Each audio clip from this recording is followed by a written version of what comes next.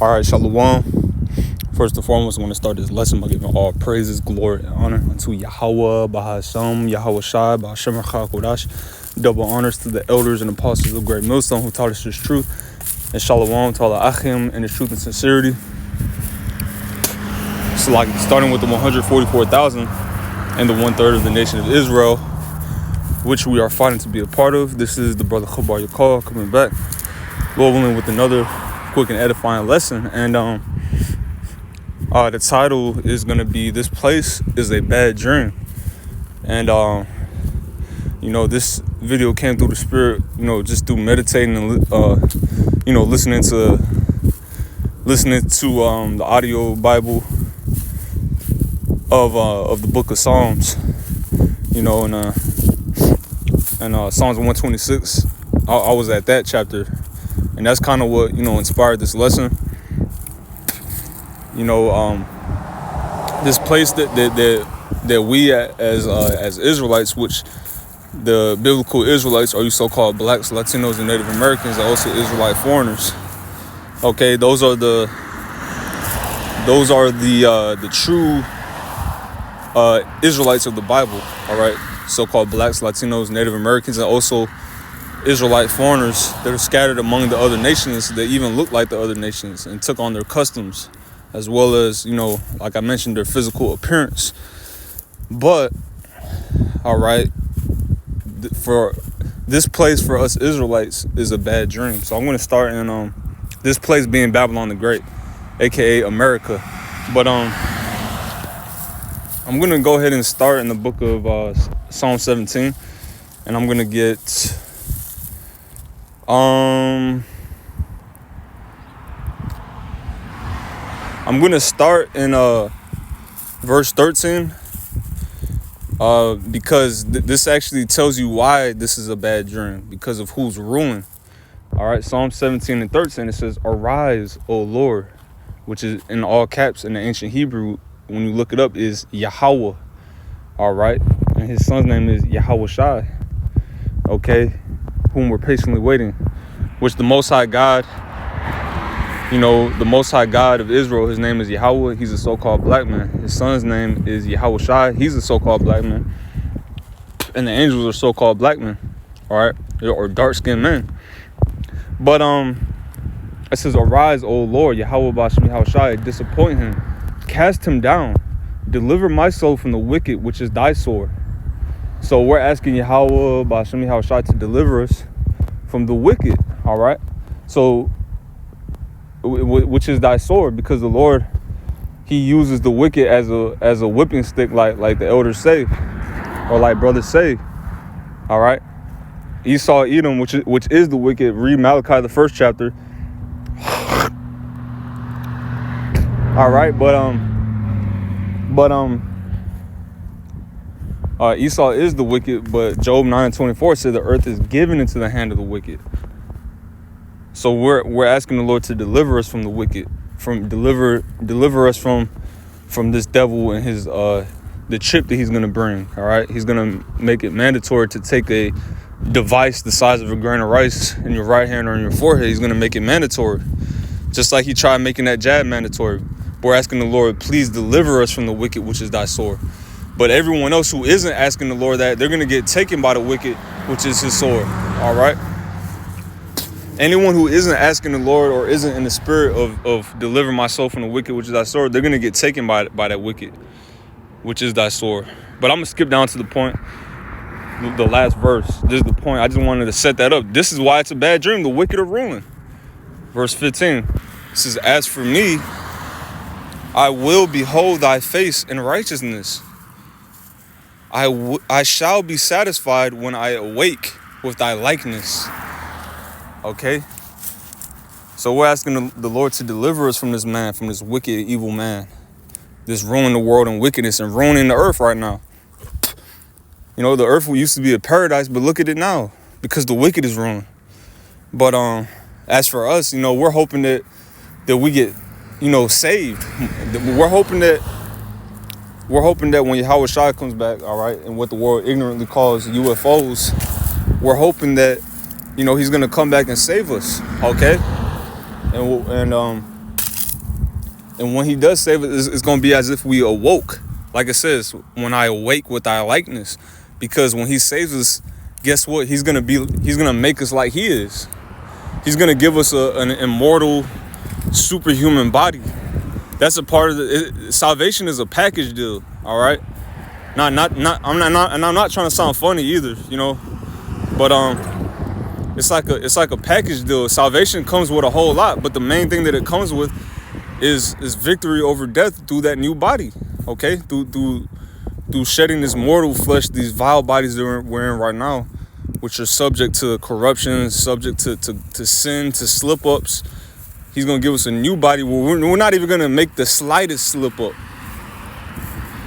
We're going to be beyond perfect in those new bodies. We're going to be perfect and beyond, all right? You know, we're going to be beyond perfection. Everything is just going to work for us. Everything. From top to bottom. That's why we're going to be satisfied. It says, I shall be satisfied when I awake with thy likeness. And the NLT, because I am righteous, I will see you. When I awake, I will see you face to face and be satisfied. When we awake from this goddamn nightmare that we're in, with the wicked ruling. This is like, I remember Elder Apostle Rachaz said it one time, this is Bizarro world, okay? Like, you know, that comic book character, Bizarro, I think that's his name, Bizarro, DC Comics. He was basically like it was like a weird version of Superman. You know, like Bizarro's world, it was like the world that Superman lived in, but it was like everything was wrong. You know, like Batman, he it's like, it was like opposite world. That's what we're living at right now. Okay? Bizarro world. That's why we're going to be satisfied when the Lord comes back and gets us the F up out of here, all right? We're going to be satisfied. So this is Daniel 2. Imagine how relieved you would be. Imagine how relieved you would be if you were having the worst nightmare you ever had and it felt real. You know? Like, you know, like you're being tortured or something and it actually feels real. Like it feels like you're actually being tortured. Imagine how relieved you would be if a loved one woke you up in the darkest, worst part of that dream. You wake up and you see somebody that you love, you know, that just woke you up from that dream. That's how it's going to be. That is going to be comforting. It's going to be satisfying. It's going to be rewarding. All right. Lo, only word of the elect. You know, but everyone else, it's going to go into Daniel 12:2. And many of them that sleep in the dust. I'll start at the top just to set the stage. It says, and at that time shall Michael stand up, the great prince which standeth for the children of thy people. So Michael is talking about Michael the archangel. The time is going to get so bad. We're going to enter the time known as Jacob's trouble, which we damn near already are in Jacob's trouble. But it's going to really, when it fully pops off, you're not going to have any doubt in your mind we're in Jacob's trouble. For those that know, for the elect, the hopeful elect. But damn, what was I saying? Oh, that's the time that this is speaking of, all right? It says, so Michael is going to get so bad, Michael, the archangel, is going to have to come up and defend us, Lord willing. It says, and there shall be a time of trouble, such as never was since there was a nation, even to that same time. And at that time, thy people shall be delivered. Everyone that shall be found written in the book, which is the elect, starting with the 144,000, the house of David, and the rest of the 1/3, which consists of men, women, and children. You know, the 144K is only men, only Israelite men. All right, because only Israelites can be saved. So it says, this is the point, and many of them that sleep in the dust of the earth shall awake, some to everlasting life, and some to shame and everlasting contempt. So, you know, if we're of the elect, when we awake, which is synonymous with the Lord saving us, beaming us up, all right? When we awake, you know, it's going to be to, like it says, everlasting life. We're going to awake. We're going to wake up with everlasting life. We're going to wake up as an immortal. Like, imagine that. Imagine going to sleep, having the worst dream of your life, the worst night terror, and you wake up and everything's all good. You know, everything's better than good. Everything's better than what you could hope. You know, that's how it's going to be. This is going to be the ultimate relief. You know, getting beamed up on that chariot, a new body, looking down at Babylon the Great, aka America, being pelted with nuclear warheads, looking like a lake of fire. We're going to breathe a sigh of relief. Ah, man. You know, we can't even imagine how good it's going to feel to get saved, beamed up, and get a new body. How is that new body going to feel? Imagine having nothing wrong with your body. Nothing wrong. No eye problems, no stomach problems, no teeth problems. You don't even know what pain is anymore. You don't even know, like, what is pain? What is that? We're going to be perfect. That's going to come with a good feeling. Satisfaction, all right? It says, and some to shame and everlasting contempt. And those are the ones that didn't make it. Like I mentioned, if we're of the elect, we're going to be looking at this place getting hit with missiles. But those that awake to shame and everlasting contempt, they're going to be in that lake of fire, being hit with missiles. And the Lord's going to allow them to survive. I mean, he's going to allow them to pretty much suffer.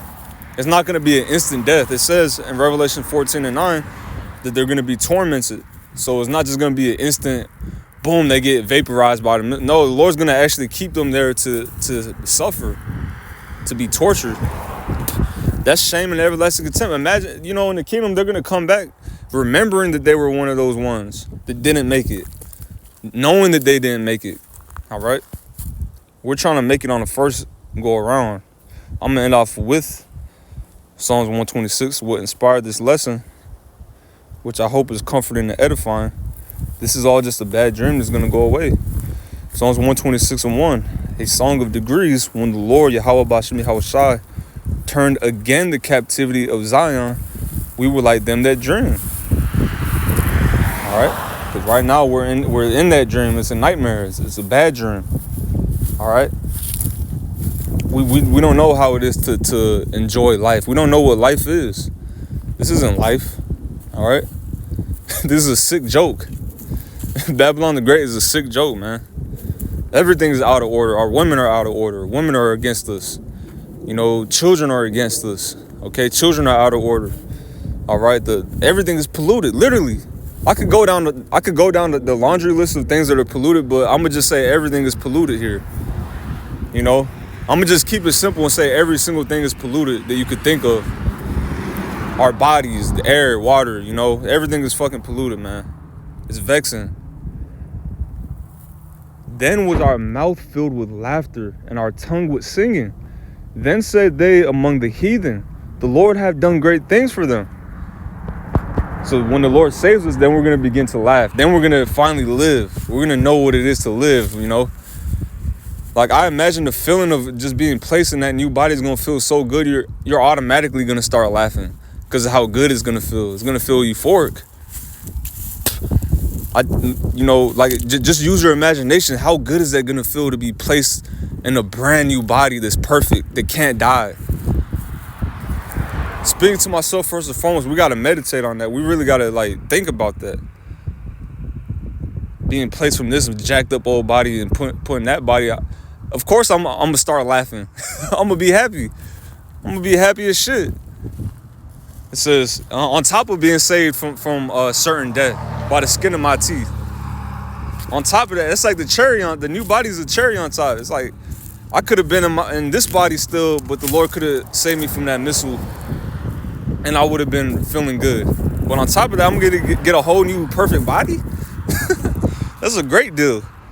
It says, the Lord had done great things for us, whereof we are glad. Turn again our captivity, O Yahweh, Bashim Yahushai, as the streams in the south. They that sow in tears shall reap in joy, which is what we're doing. We're sowing in tears. We're catching hell doing his work. All right, but may the Lord keep the spirit on us to keep doing it, because Yahushai suffered until the end. And look at the reward he got. He's on the right-hand side of the Father, and everything is under his feet, besides the Father himself. So, you know, may the Lord keep the spirit on us to keep suffering. But, you know, it says, they that sow in tears shall reap in joy. He that goeth forth and weepeth, bearing precious seed shall doubtless come again with rejoicing, bringing his sheaves with him. So we're crying right now, but pretty soon we're going to be rejoicing forever. So Lord, in this lesson was edifying and comforting. Once again, giving our praise to Yahweh, Bashim Hashab, Bashim Chagorah.